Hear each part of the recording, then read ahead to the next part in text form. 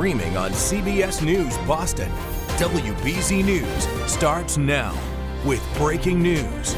2 people are in custody after a police chase right in the middle on 93 during the morning commute. This is where that chase ended, on the expressway northbound by the gas tank exit. State police say the pursuit began near Dorchester Avenue over on 93 South. We don't know at this point why police were chasing this car or what the charges may be. 93 northbound was shut down for about 20 minutes, but it has since reopened. Also breaking, a tractor trailer rollover on an exit ramp in Peabody. This is on Route 128 near Centennial Drive. Right now, we don't know if anyone was hurt or how long that ramp will be closed. Thanks for joining us. I'm Brianna Pitts. Yesterday's storm moving out, leaving behind lots of damage, though. This storm delivered challenges for drivers. We do want to get a check of our next weather forecast soon, but before we do that, let's check out the flooding in the O'Neill Tunnel last night. Cars were driving through several inches of water on the ramp from Congress Street to 93 in Boston. Mass DOT say a pump actually failed here and debris clogged up a drain. So we will see some more gusty winds throughout the day today. WBZ meteorologist Jason Michael is here with a look at that next weather forecast. And yeah, Jason, we've seen some of those traffic cameras shaking from the wind. Yeah, the winds are going to be busy again. That's at the top of my weather headline on this Thursday afternoon, everybody. However, I do want to point out it's nice to see the sunshine return after yesterday dealing with the fogginess as well as the heavy rains and also the high winds. We're actually getting a little bit of a reprieve, which is actually quite nice. Partly sunny skies outside right now, but again, dealing with a lot of the high wind gusts again today. Not quite as high as what we were dealing with yesterday, where we had more than 40+ mile-per-hour winds, but the winds will likely be ranging anywhere between 20 and 25 miles per hour for the rest of the afternoon. Sky conditions are going to likely clear even further as we get deeper into the afternoon, and certainly by the evening and the overnight, allowing for some frigid overnight temperatures. So we're likely going to be back into the 20s and perhaps even the teens over the next 24 to 36 hours. But look at the overnight lows, again, right around the mid to upper 30s and around 40 degrees, which is actually where we're going to be returning to once we get into the later portion of the afternoon. 42 is going to be my forecast high for the city of Boston, so we'll likely warm up just another degree or so before settling back down and getting into the 20s and perhaps even maybe a few 30s overnight tonight as well. We'll talk about the weekend forecast as I'm already eyeing our next storm system, Brianna. Those details in that full forecast a little bit later. All right, Jason, we will check back in. As for that storm cleanup, we saw some of the worst damage in Uxbridge, where a roof partially collapsed at a building. One person was hurt, and crews are now working to make that area safe. WBZ's Laura Hafley is on the scene. There are a number of unanswered questions when it comes to what's next for this building. Will it remain empty? Will it be taken down? All questions neighbors are wondering after last night's collapse. Wednesday night, in the middle of pounding rain and relentless wind, a brick building in Uxbridge came crashing down. They fell a good 20 feet or more. 8 people living inside got lucky, evacuated just moments before this facade broke through the roof below. Now bricks cover a closed down Menden Street. Orlando Corona calls Uxbridge home. Well, this building has been here for a long time. It's sad that this has fallen down. One resident was injured, taken to a local hospital. Fire officials blame the storm and the building's weak structure. We believe it was water load on the roof. An engineer will decide the future of the century-old building. In the meantime, Chief Thomas Dion snapping these photos from inside, standing on the first floor with a clear view through the roof to the sky above. The damage so severe, the town is concerned vibrations from nearby train tracks could further collapse the building. When the train comes through, we'll just have it slow down. Despite the uncertainty, neighbors are hoping the building they walk past every day can be saved. I love these old, kind of plain-looking buildings because they have so much historical value to the town. According to police officials, the one person with minor injuries is expected to be okay. As soon as we hear more from the engineer on what's next for this building, we will let you know. In Uxbridge, Laura Hafley, WBZ News. Well, a witness from Karen Reed's first trial is testifying again today as the prosecution fights to keep her out of the second case. Dr. Marie Russell is a retired ER doctor and forensic pathologist. In the first trial, she testified that she had examined pictures of John O'Keefe's injuries and believed his arm injuries came from a dog attack, not from being hit by a car. The prosecution says the defense failed to prove that Russell has the right credentials. So the defense today is trying to clearly lay out her expertise. Approximately how many dog bite wounds did you observe and treat in the emergency department at LAC-USC? So the main emergency department? Yes. Well, over the course of all those years, at least 500. Well, the attorneys are also expected to discuss when the next trial will be held. A judge has approved a delay until at least April. Well, President Biden is commuting the sentences of about 1,500 people and pardoning another 39. It is the largest single-day act of clemency in modern history. The commuted sentences are all for people who were released from prison and placed on home confinement during the pandemic. The pardons are for individuals who are convicted of nonviolent crimes, including drug offenses. Biden says he will continue to review petitions for clemency in the coming weeks. And Time magazine has named President-elect Donald Trump Person of the Year for the second time. The designation goes to the person that Time thinks had the most influence on. Breaking news, it came as a huge shock for New England fans, but longtime Patriots head coach Bill Belichick now headed to Chapel Hill and the University of North Carolina. The school is set to introduce him as the head coach now, so let's go ahead and listen in. Bobby, you're next to me. Coach, you're in seat 2. Thank you.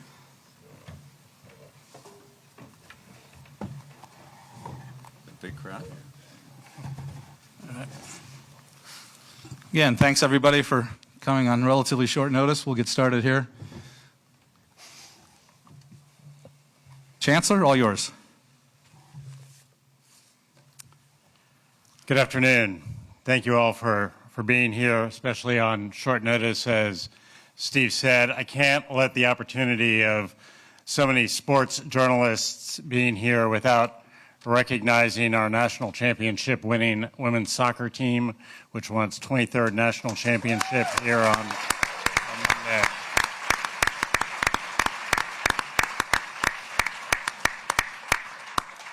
Indeed. I also want to thank my colleague, Bubba Cunningham. I've said publicly earlier that Bubba is among the most respected and admired athletic directors in the country, and the last couple of weeks have shown once again why that is the case. He's conducted himself with an extraordinary level of professionalism and dedication, and I'm honored to work with him.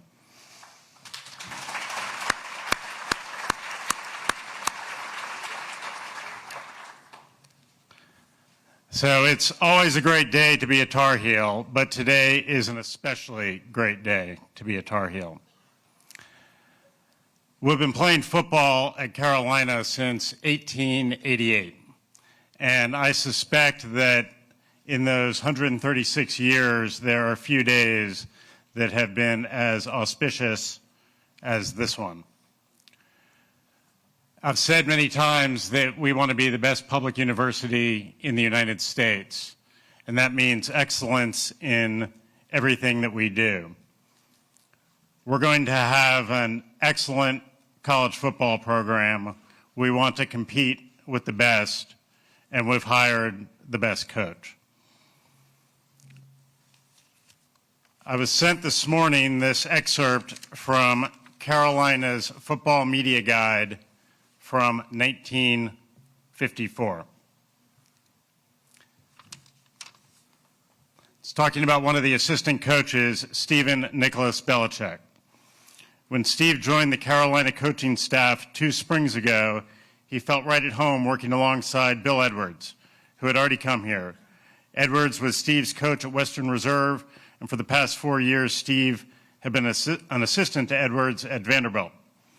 He began his coaching career at Southwestern Louisiana Institute during his Navy V-12 training, became head coach at Hiram College in Ohio, and remained on that job 3 years before joining Edwards at Vanderbilt. Steve Belichick established a record for himself as a coach on pass defense at Vanderbilt. Steve is married to the former Jeanette Munn of West Palm Beach, Florida. They have a 2-year-old son, William Stephen. So, Coach, welcome back to Carolina. Thank you.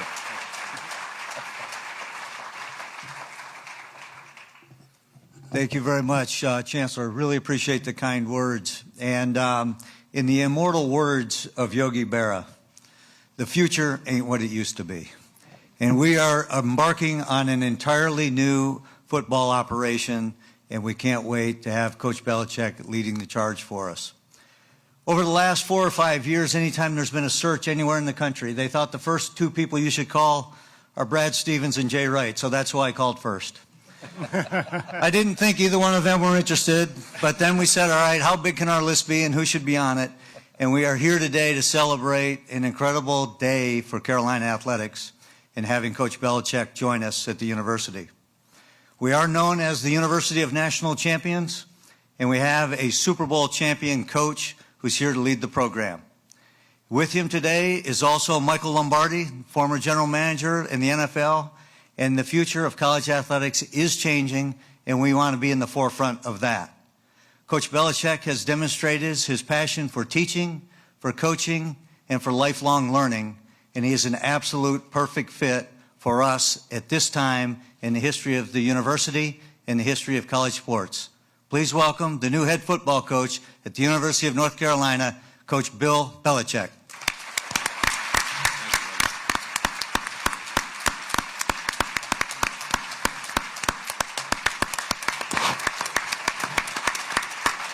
Thank you.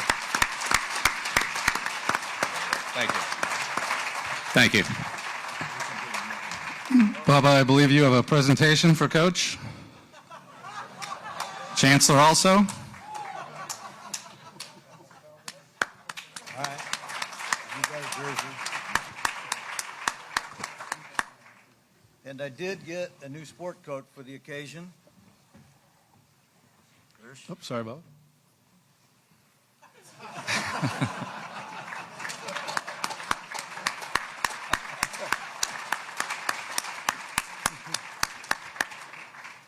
Well, Chancellor, thank you for the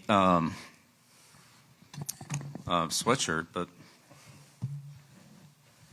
the truth of the matter is, I already have one.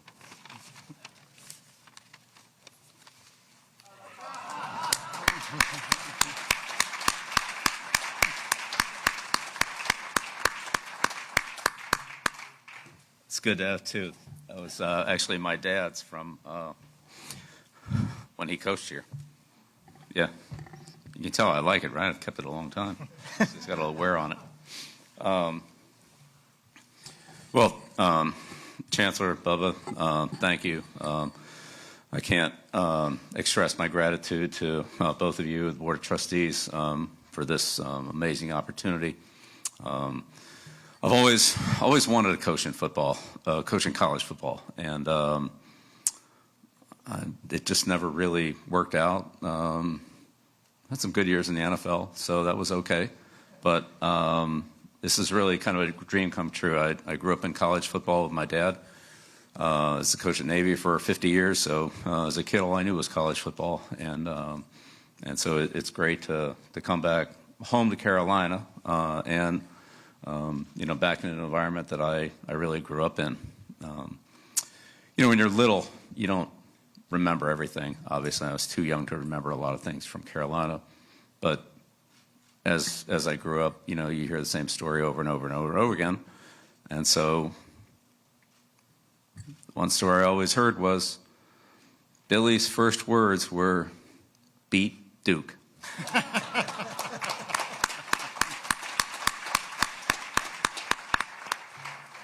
So, full circle. But again, very grateful and appreciative for the opportunity.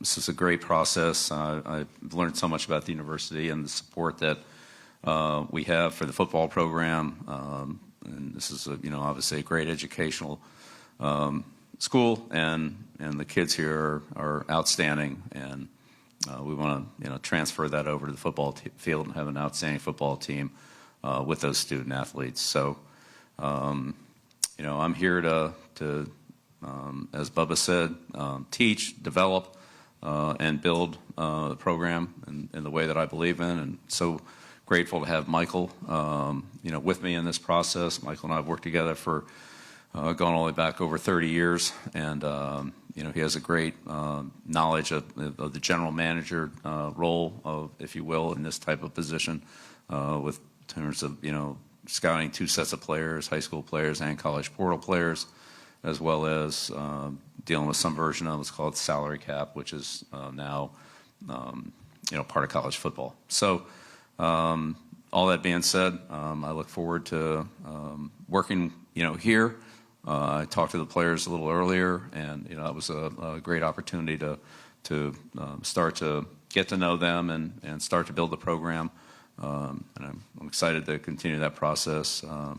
And also met with Coach Kitchens, who will be, the first member of the staff that we hire. And, I have a ton of respect for him, as well as for Mac. There's a lot of respect for Mac and his career, what he's done. So also look forward to, connecting with him down the road. But excited to be here, excited to be in college football, excited for the opportunity to build and develop young student athletes, young men, and prepare them for their life, either in the NFL or professionally. But the lessons they learn will be professional lessons. They'll be pros in all areas, and that's what we want to develop, as well as having a winning program, a successful program. But we want to develop good people and good kids and good football players. So, Steve? Thank you, Coach.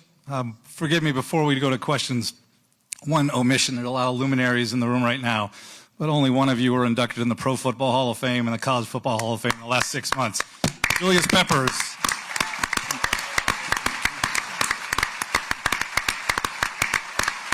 Congrats, Pep. Okay, again, please, if you would identify yourself and your affiliation quickly. Let's get through the questions quickly so we can get to as many people as possible. Hold your hands right now, because I've got 7 assigned already. We're going to start over here on the right-hand side. Aaron Beard with the AP. I've already done that part. Go ahead, Aaron.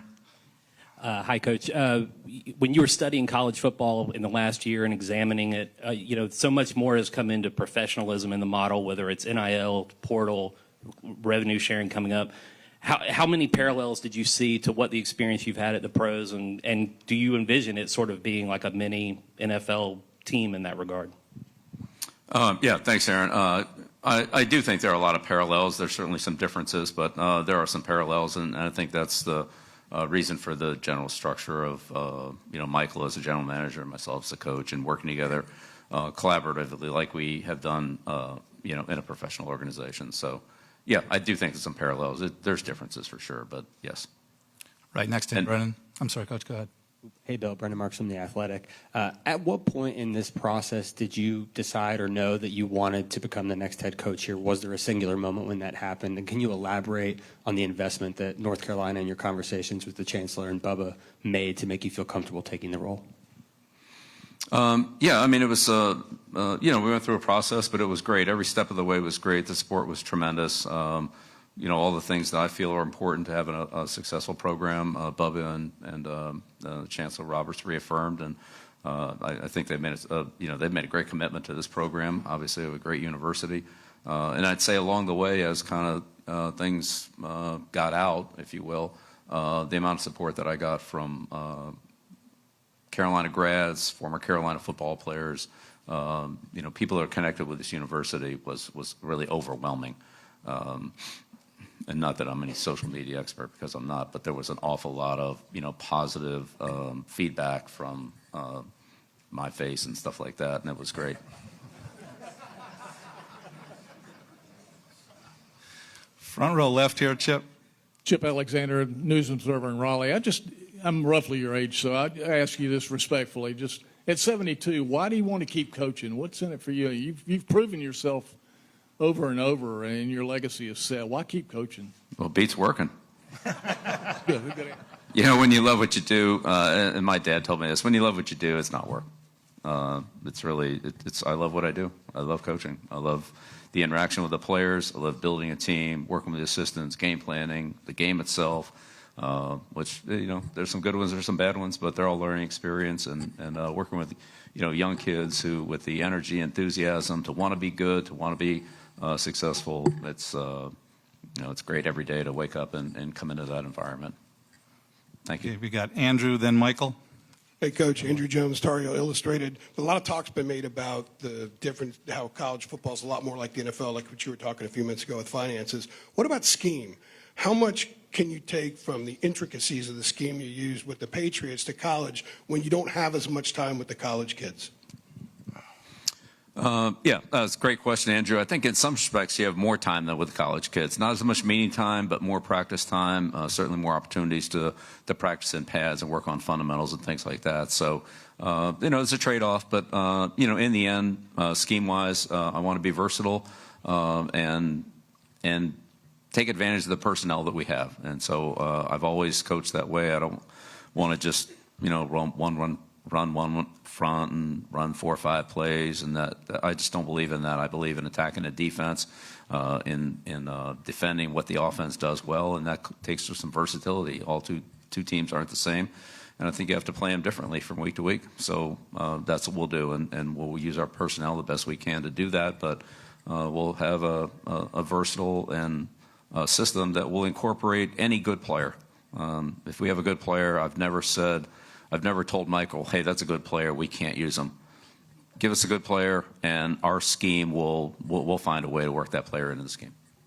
Michael, then Adam, over here on the left, Coach. Hey there, Coach. Michael Coe with WCHL and ChapelBoro.com here in Chapel Hill. You've mentioned that you've talked to the current players already. Have you had conversations with some UNC football alums, guys like Julius and other players in the past? And what have those conversations, if you have had them, been like?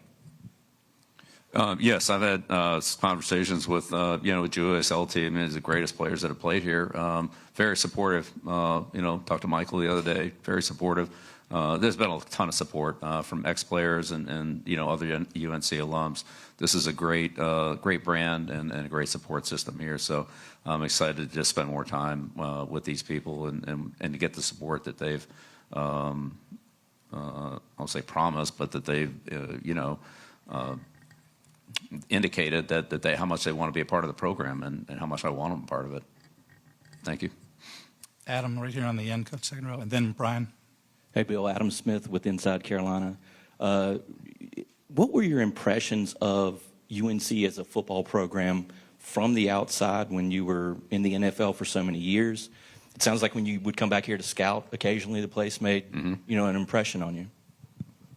Well, come back here to scout is, you know, as a coach, you kind of get where you know, go where you want to go, right? And maybe you send your assistants to, you know, somewhere else. You take the trip to Carolina, and take some of the other better trips. But, you know, Michael and I have made trips down here to scout players. But, you know, I'd say the overall impression, like, great place to go to school, great, you know, great program, but, you know, it's been a while. You know, 1980, you know, that was the heyday, really, and we got Taylor right after that at the Giants, and talked so much about, you know, the Tar Heels and their great program, and kind of hasn't been to that point since. So, you know, I think there's a lot of pride in this program, and, you know, I want to do everything I can here to help, you know, take it to the highest level. Got about 5 in this section. Brian, then Marty right in front of him. Brian, go ahead. Hey, Coach. Brian Murphy with WRAL. Two, if you don't mind. How do you envision filling out your staff? Do you think it'll be former NFL coaches? Will it be current college coaches? And what about your son? And then for Bubba and Chancellor, did it take some time for you to get comfortable with the idea of hiring a coach with no college experience, one who's a little bit older? And how did that process sort of play out? How did you become comfortable with that? Coach, you first, please. You know, on the staff, we'll hire the best coaches we can hire. I want to do everything I can to help this program and make it as strong as possible. So we'll hire the best ones we can get. there are several college coaches that are involved in bowl games and so forth. And so I wouldn't interfere with the process at those at those schools with their commitments to their teams. So we'll see how it goes. But look, in the end, I've already had a lot of people contact me. There'll certainly be a strong presence of NFL people on the staff. I think that's a certainty, and not only in the staff but in the training area. But at the same time, I'm looking for the best people we can get for Carolina, and that fit I think is a little different than what an NFL team would have. But we'll see. Chancellor, do you want to go first? Bubba. I kind of got over the hump on the collegiate head coaching experience with Damon Nahas and Aaron Matson.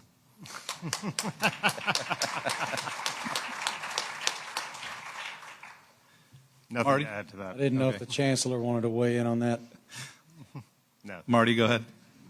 Coach, good afternoon. Marty Smith from ESPN.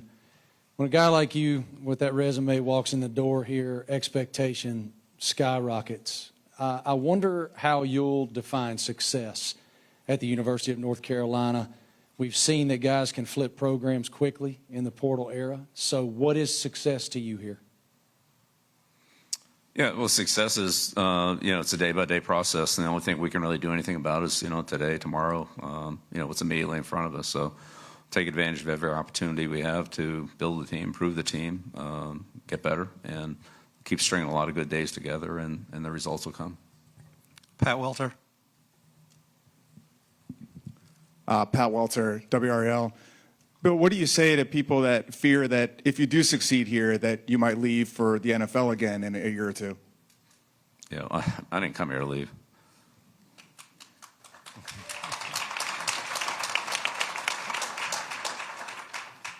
Art Chansky. Then Then Skip. Art Chansky, Newton, Massachusetts. Valuation of the roster and roster turnover is very important.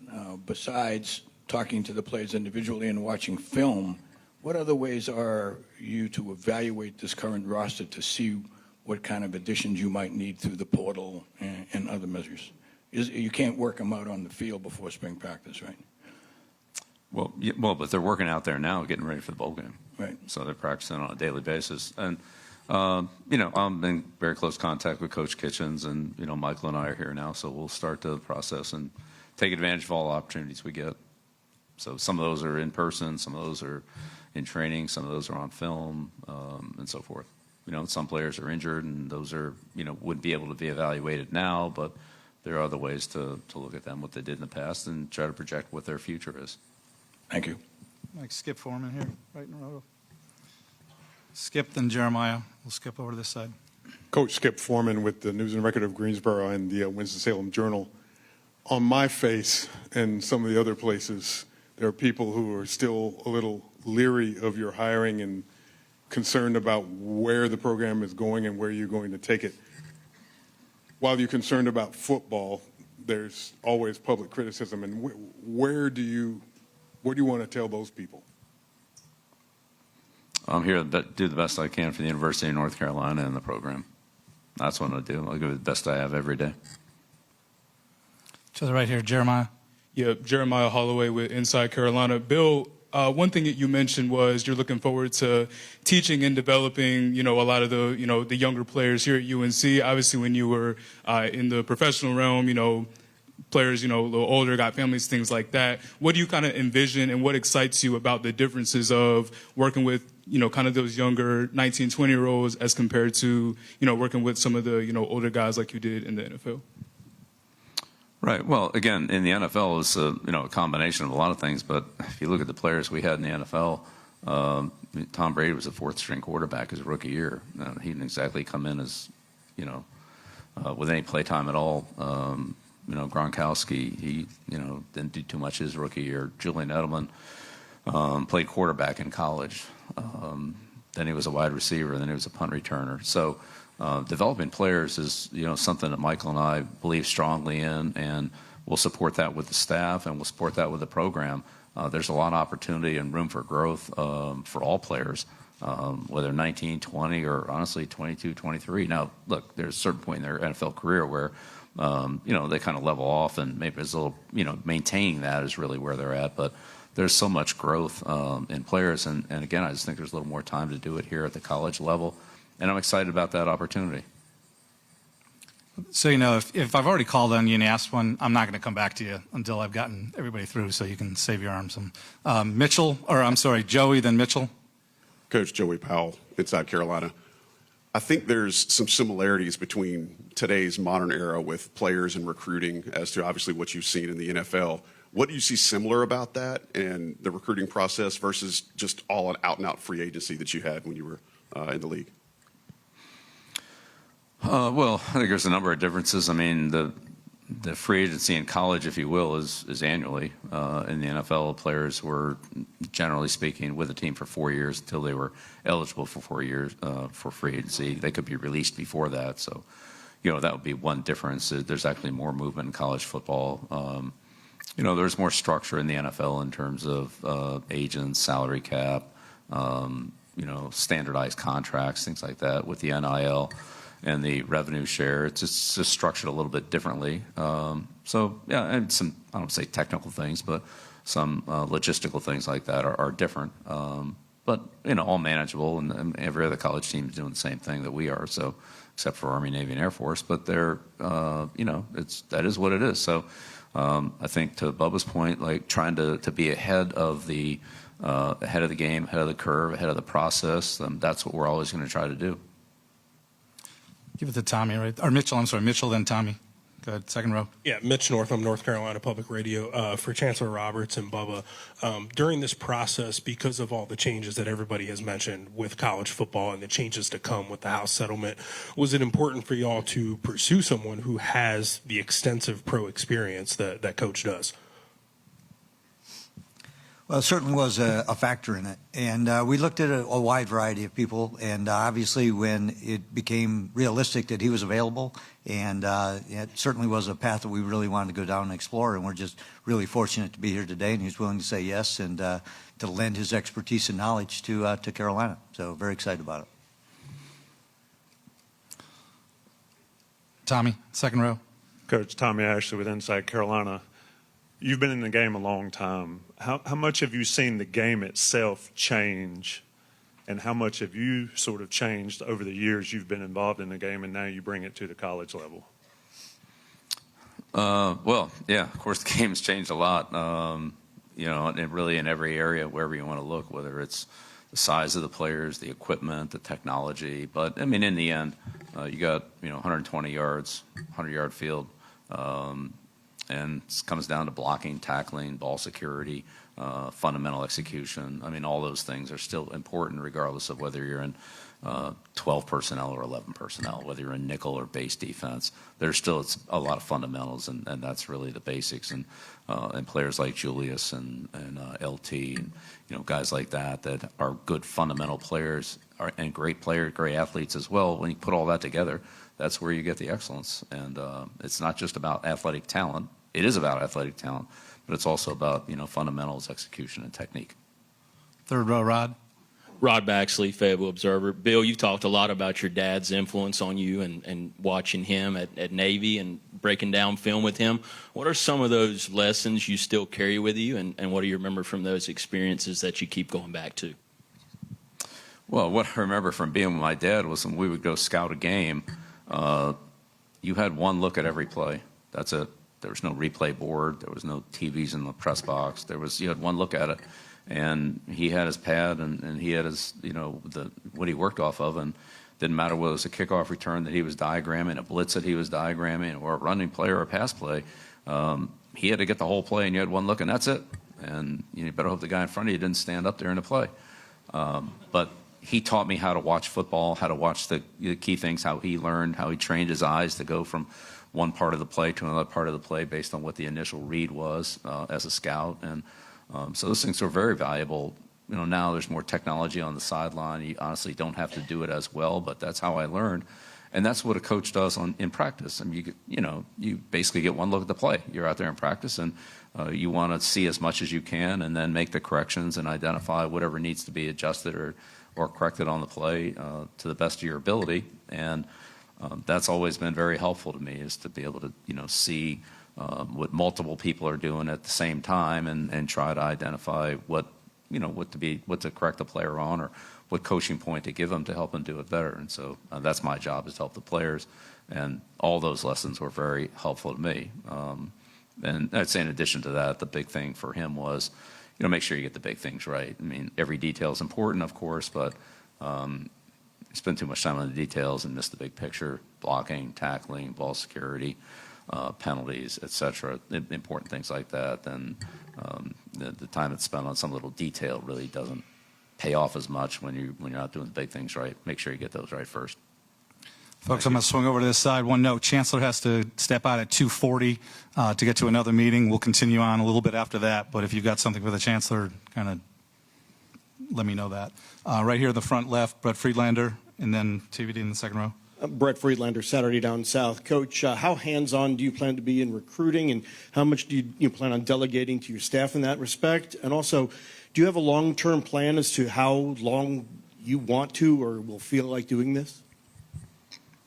I mean, I feel like doing it a long time, so I'm good to go. Well, look, I think the recruiting process belongs to everyone. It belongs to Michael and his scouting staff, and evaluations, and setting that up, the recruiting department, in terms of making this an attractive visitor or destination for the athlete. But it's also part of the coaching job, and certainly the head coach has a big role in that as well, to ensure the athletes, the student athletes, that you're giving them what they want. And there's not always a fit there. Sometimes that doesn't quite match up, but this university has so much to offer, and our football program has a lot to offer, that I think that we'll be able to attract a good quality player. Michael, Ross, then Caroline. Michael Perchik, WTVD. Coach, what have you learned during your year away from the sidelines, or even being around the Washington program, in terms of different schemes, or running a college football program, in terms of some of the intricacies when it comes to recruiting, or NIL, or the day-in, day-out operations? Yeah, well, first of all, learned it's a lot of fun being in the media. That's not bad. Spent a lot of time, as you said, around the Washington program. Coach Fish was, I was out there in the spring training camp during the regular season, and I saw a lot of what they did, and I think Coach Fish runs a pro program, if you will, modeled after a pro program, and I think it's very similar to what my thoughts will be on that, and what Michael and I have talked about. So, and Michael worked with him out there as well too. So, I think that's definitely a let's call it a template, but every situation is different, and it wouldn't be that exactly, but yeah. But being away from it has given me an opportunity to look. I never really watched college football much during the college season. I watched it very much in the spring, looking at draft prospects and so forth. So this year I had a much better chance to follow the college game, go to college games, see the college experience on campus, which I did that several times. It was awesome. Go to several high school games, which, other than watch my kids play, it wasn't something that I had much of an opportunity to do. So I think I have a better overall perspective of just the game of football, and certainly the fan interest in football. I think sometimes when you're just locked into coaching your team, you're not as aware of what the external excitement and energy and feelings are, and now that became much more evident to me. And I think it's great. It's most popular sport by far, and I can see why everybody's into it. The world just, a lot of it, not all of it, a lot of it is revolves around football. Folks, I've got 6 more written down, so don't raise your hand at this point. We'll see how we get through. Ross, then Caroline, Andrea, and Chris in the back. Go ahead, Ross. Ross Martin, CBS Sports, 24/7 Sports, and the Big Hitters Only podcast. Did you talk to Coach Nick Saban? And if so, what questions did you have for him? What advice did you seek from him? And what kind of stuff did he tell you to get prepared for the college game? Yeah, Coach Saban and I have a long friendship and relationship. I have all the respect in the world. Love Coach Saban. In all honesty, I would just keep our conversations private. I don't think, really those are to be shared publicly. I appreciate the question, but there's nobody I respect more than Coach Saban. And he's been a great friend for, I don't know, 40 years. Right in front of you on the aisle, Coach Caroline. Caroline Wills from the Daily Tar Heel. First for Bill. You mentioned wanting UNC football to become a pro-like program. What are the first two steps of that? What are the points of emphasis for that? And then for Bubba, what was your first reaction when you heard that Bill was a candidate?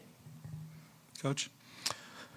Well, yes. In terms of when I say a pro program, I would say, through my experience, what we did in terms of training, developing players, running pro systems, pro techniques, so when the players leave here, this isn't going from the wishbone to a pro offense, that it would be, similar terminology, similar techniques and fundamentals, similar training, similar preparation techniques that have been very successful for me through the years that I know that other NFL teams are using. Whether other college teams are using them or not, I mean, some are, some aren't, but I just know that these will prepare the players for that. So I'm not, and then from the general manager, head coach model, again, it's a similar type of situation. We're evaluating high school kids and college transfer portal players. NFL teams are evaluating college players and NFL free agent players. So again, there are some similarities. That's all. I'm not saying it's identical. In the back left, Andrea, then Chris. Andrea Adelson with ESPN.com. You mentioned that it had been a dream of yours to coach in college. The first part of the question is, when during this last year did you start thinking, yes, I definitely want to coach college? And then the second part is, Carolina hasn't won an ACC title since 1980. What, during your conversations with the folks here, gave you the hope, optimism, belief that you could get this program to winning championships again? Well, the support from the chancellor, Bubba, board of trustees, the alumni, I mean, all the people I've talked to, there's tremendous support here. I believe we're going to run a good program and have a good team. So we'll see where all that goes. Look, we drafted LT in 1981 after the 1980 season, and we talked about all the success that they had, especially, defensively with, Buddy Curry and Donnell Thompson. I mean, all those guys, Paul Davis, and all those guys on the team, and those are great teams. So, ton of respect for what what's been done here at Carolina. It's certainly that 1980 team gave up 120 points on defense. I mean, it's pretty good, and half of them were at Oklahoma. So, other than that, really good. But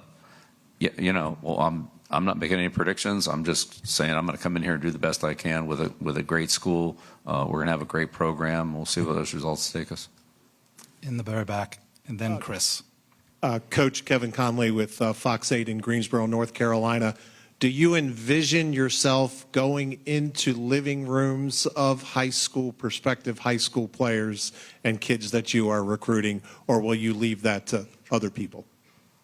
Yeah, no, I would love to do that. There are only so many opportunities for a college head coach to do that based on the compliance rules. So when those opportunities are there, and if that is in fact the best thing to do in that process, I'm absolutely in on it.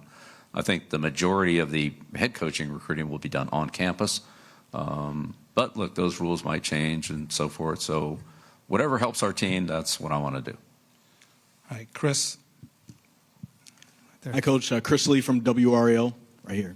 Yeah, wanted to expound on the recruiting question as well. Are you looking to possibly win the state of North Carolina as far as the best recruits from the state, surrounding states like Virginia and South Carolina, or are you looking to cast more of a wide net? And are there certain, characteristics that you're looking for in recruits specifically? Yeah, great question. Both, absolutely. We want to recruit well in state and in this area, there's a lot of good football players in not only North Carolina, but the surrounding states. But North Carolina is a national university. I mean, this is the best public university in the country. Any kid that wants a good education, be in a good football program, be on a great campus, play in a great environment. We'll recruit any kid to come here. I mean, I've been on just about every major campus in the country. There's not many nicer than North Carolina. can't get a better education than you can at this school. So there's a lot going for it. I think they can recruit nationally. Good look, there's certain kids that don't want to leave their region. I mean, I get that, but I think we'll be able to recruit nationally. We'll certainly try to. Last three questions are Luke, David Teal, and Trayvon. On the end, on the right side, Coach. Yeah. Luke DeCock from the Raleigh News and Observer. Just curious, there were reports that you had prepared a document or organizational Bible. Were those accurate? I reserve a follow-up if the answer is... Yeah, I mean, don't believe everything you read in the papers, all right? I have no idea where that came from. I don't have a 400-page document. I mean... And to think I would just go out handed, I mean, come on, really. In terms of your thinking for what you did want to do with the job, at what point did you start thinking in your head, if I had a college program to run, this is what I would do? Because you obviously spent so many years in the NFL world of thinking how I would run an NFL team or organization if I were at a different one than the Patriots. At what point did college start really becoming a focus of your thinking? You know, I mean, that's a great question. Here's what I would say. College kind of came to me this year. I didn't necessarily go and seek it out, but I had many coaches, I mean, we're probably a couple of dozen coaches, talk to me and say, hey, can we sit down and talk to you about these things? The, let's call it salary cap of pro football relative to college football, the headsets, the green dot, the 2-minute warning, the tablets on the sideline. Those were all rules changes this year in college football that were either the same or similar to what we had in the NFL. And these coaches said, hey, coach, can we just talk to you about how you did this, how you did that, how did you use this, how did you handle talk about the 2-minute, what did that warning, how did that affect your strategy at the end of the half, the end of the game? How did you look at it? How did you break it down? And so as those conversations started, and then the personnel conversations started relative to salary cap and how you spend whatever the allotment of money you have is, whether that's by player, by position, by, freshmen, recruits, transfer. How did you look at that? And so I had multiple conversations with several coaches in this conference, within the Big Ten and Southeast Conference, and others. So, and sometimes there were coaches who were on the staff that were responsible for, let's call it situational football, for kind of organizing that, or in some cases a person in the organization that was maybe in football, but now being moved over to the, let's call it, semi-general manager type role that wasn't familiar with that aspect of what was now invading college football, right, with the, the revenue share and the NIL. So I'd say that started to make me a lot more aware of it, because the first thing I had to do was learn about it and say, okay, well, what are you dealing with here? And then they would kind of explain, all right, well, here's our situation. Then you hear another coach at another school explain it sort of the same way, but it was different at his school for whatever reason it was, and so forth, on and on and on. So in the end, long answer to a short question here, sorry. You know how I like to ramble on at press conferences, right? But yeah, you just, as you learn different things about different programs and you start to put it all together, then there's some common threads, and then there's some variables. Last two questions are David Teal and then Trayvon on the right-hand side, Coach.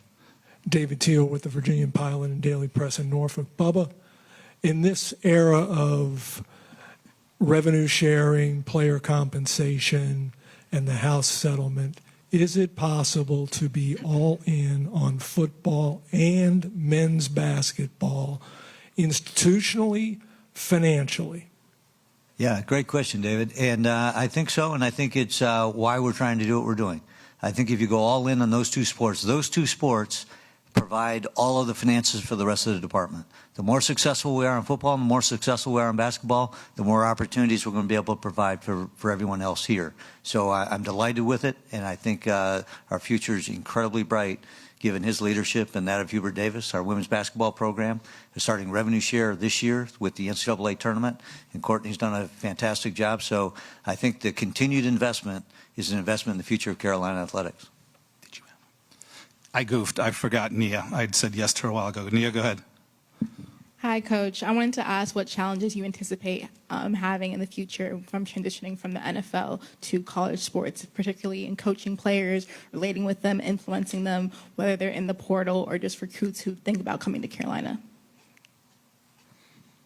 Well, I mean, we'll see. I've had an opportunity to coach young players at various points in my career, whether it was, kids on other players on my kids' teams, or again, had an opportunity to work some at the University of Washington, be around that team for multiple weeks out there. So, but again, it's a process, and I would say, as a teacher, you try to find ways to help the students, help the players, and if you can do that, then they have a tendency to listen and want more if they're motivated, which most of them are.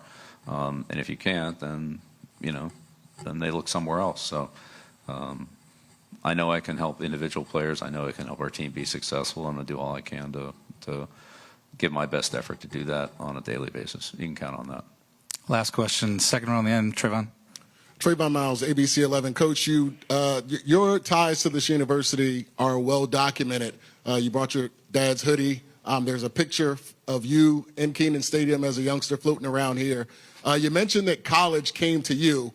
How important was it that it was this university and your ties to it, whether it be in the past or your father's ties, as opposed to a traditional powerhouse football program? It was most important.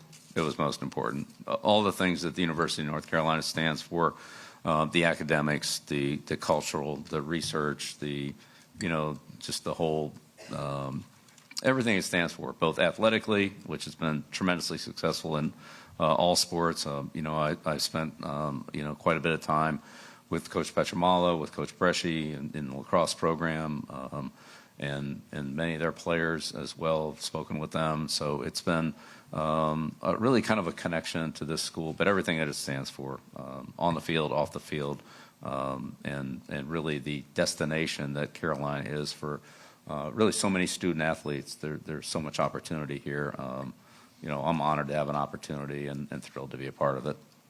Appreciate it.